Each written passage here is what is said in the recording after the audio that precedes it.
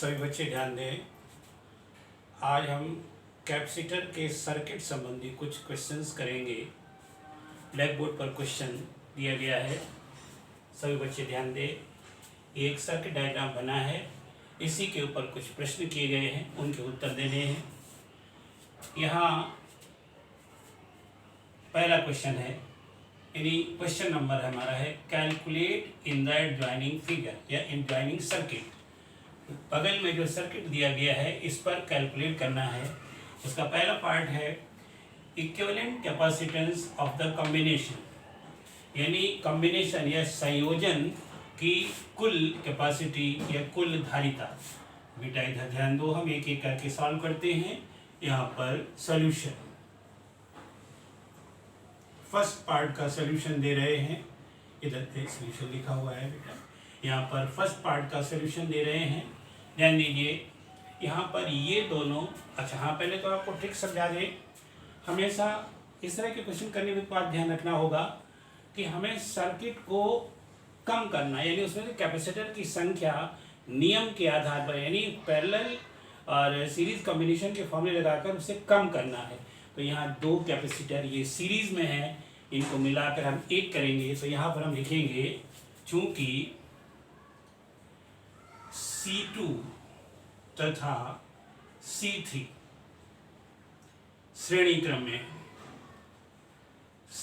क्रम में है, इसलिए तुल्य धारिता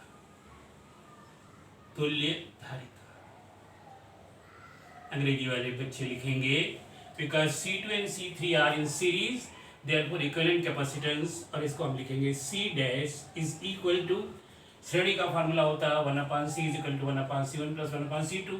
इसको हम सॉल्व करके लिखे देते हैं डायरेक्ट, गुणा बटे योग। गुणा हो जाएगा 200 इंटू, ध्यान दीजिएगा 200 इंटू 200 डिवाइडेड बाई 200 प्लस 200।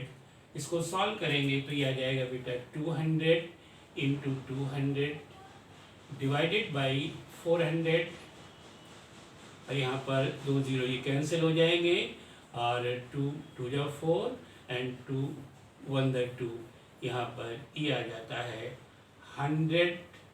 ये पिको फैरेड में है इसलिए PF लिख देंगे, यानी इन दोनों के बीच की तुल्यता, इनको एक साथ मिला दिया गया। अब फिर लिखेंगे, अब यानी इसका अगला स्टेप है, अब C डैश, यानी जो एक हो गए हैं C डैश और C1 तथा C1 समांतर क्रम में है, इसलिए तुल्य धारिता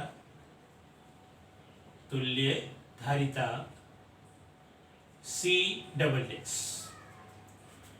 डबल डैश समांतर क्रम में सीधे जुड़ जाता है, और सीधे जब जुड़ जाएंगे तो 100 ये हो गई, प्लस यहाँ पर इसकी कैपेसिटी 100 निकाल ही चुके हैं, तो 100 इज इक्वल टू 200 PF, यानी इस अब AB के बीच की तुल्य धारिता कितनी आ गई, 200 PF आई। क्वेश्चन में कहा गया है पूरे सर्किट की मतलब जो है कैपेसिटी निकालनी है। आप यहाँ ध्यान दीजिए, अब आगे पुनः ध्यान दीजिए C डबल डैश तथा C4 श्रेणी क्रम, देखिए यहाँ से ऐसे इस तरह से ये बैठी है, ऐसे सीरीज बनती है। C4 श्रेणी क्रम में है, इसलिए तुल्य धारिता, फिर उसी तरह से तुल्य धारिता C, अब संपूर्ण कर लिए तो C इज इक्वल टू, फिर वही गुणा बटे योग लगा देंगे। तो बेटा यहाँ ध्यान दो, इसकी धारिता आप निकाल चुके हो 200 थी, और इसकी 200 है, तो हो जाएगा 200 इंटू 200 अपान 200 प्लस 200, और इसको अभी सॉल्व कर चुके हो, आ जाएगा 100 पी एफ। यानी एक आंसर ये है, फर्स्ट पार्ट का आंसर ये आ गया कि पूरे सर्किट की इक्विवेलेंट कैपेसिटेंस ये। अब बेटा जब सब पूरे की इक्विवेलेंट कैपेसिटेंस निकाल दी जाती है तो सेकंड पार्ट आता है जिसमें चार्ज ऑन C1। ध्यान रहे C1 पर चार्ज निकालना सबसे कठिन काम होता है, इसलिए इसको ध्यान से समझिएगा। ध्यान रखें, सबसे पहले इसमें निकालेंगे कि इसके ऊपर टोटल चार्ज कितना है। यहाँ पर निकालेंगे टोटल चार्ज संपूर्ण, यानी संपूर्ण संयोजन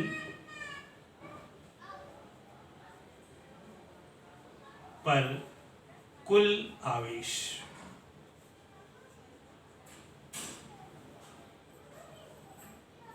Q is equal to CV। C बेटा धारिता होती है, धारिता कितनी है 100, PF तो 10⁻⁻12 इंटू V कितना है 200 इंटू 200 आ गया। CV Q बराबर CV का फॉर्मूला लग गया। आप जब इसको सॉल्व करोगे तो ये 2 जीरो ये आ गया है 2.0 इंटू 10⁻⁻8। ये आवेश है इसलिए ये आ गया कूलाम, इतने कूलाम। ध्यान रखिए एक एक स्टेप करके बढ़ेंगे। यहाँ पर हम सेकंड पार्ट को करने चल रहे हैं। तो संपूर्ण संयोजन पर कुल आवेश इतना निकल आया। ध्यान रखें ये सीरीज बनती है ये सीरीज में जितना कुल आवेश होता है हर सीरीज के इंडिविजुअल अलग अलग में, यानी ये एक माना जाएगा, इस पर भी उतना ही आवेश होगा, इस पर भी उतना ही आवेश होगा। तो इसका मतलब है अब आवेश जब निकल आया तो AB के बीच हमें निकालना है वोल्टेज। बिना वोल्टेज के यहाँ पर चार्ज का मान नहीं आ सकता है। तो अब निकालेंगे वोल्टेज, यानी AB के बीच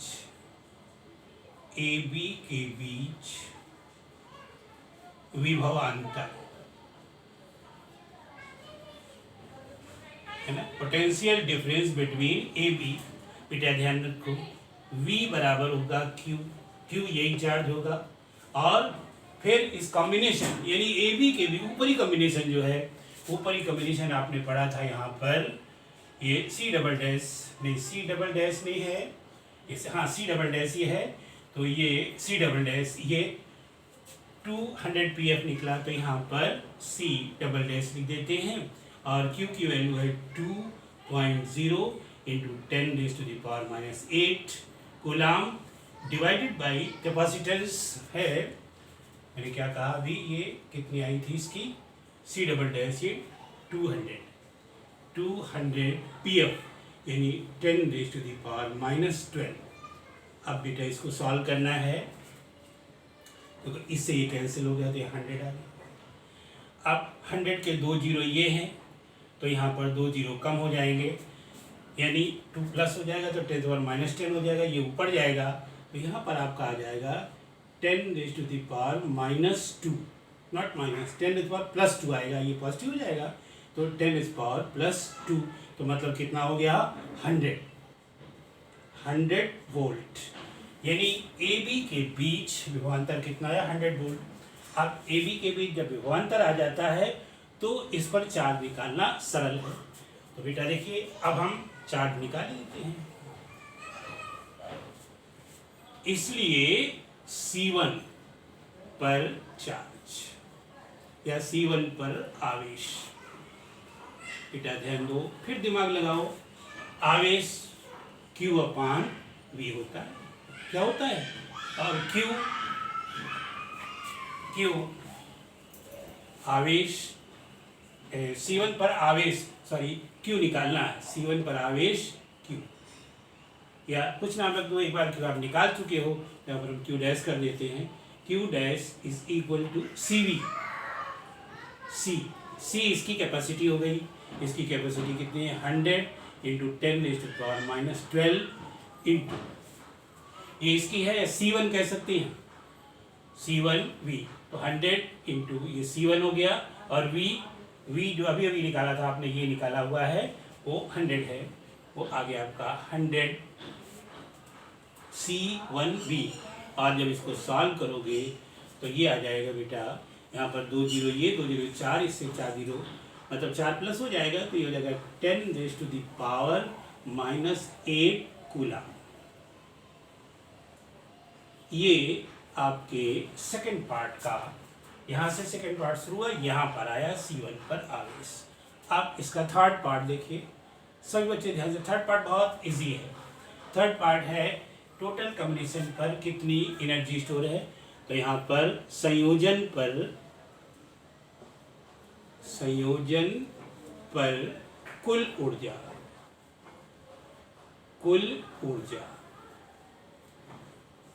जो ऊर्जा आई है वो U बराबर हाफ CV², बेटा इधर जो हाफ C ये है 100 PF यानी 10⁻⁻12 एंड V² ये 200 है, तो 200 इंटू 200, यहाँ पर बेटा ये आ जाएगा आपका, इस 2 से एक 2 कैंसिल कर दो, 100 आ गया। अब पूरे जीरो पहले कैलकुलेट कर लो, 2 2 4 2 6 जीरो बनते हैं, 2 2 4 2 6 इसमें प्लस हो जाएगा, यानी ये आ जाएगा 2.0 इंटू 10⁻⁻6 जूल। ये एनर्जी आ गई। इतनी एनर्जी टोटल यानी संयोजन पर कुल ऊर्जा, यानी इसके ऊपर कुल ऊर्जा जो थर्ड पार्ट है, total energy stored in the combination. तो अब सभी बच्चे समझ गए होंगे। इस तरह से इन क्वेश्चंस को समझ करके करेंगे तो आपको सभी क्वेश्चन सरल लगेंगे।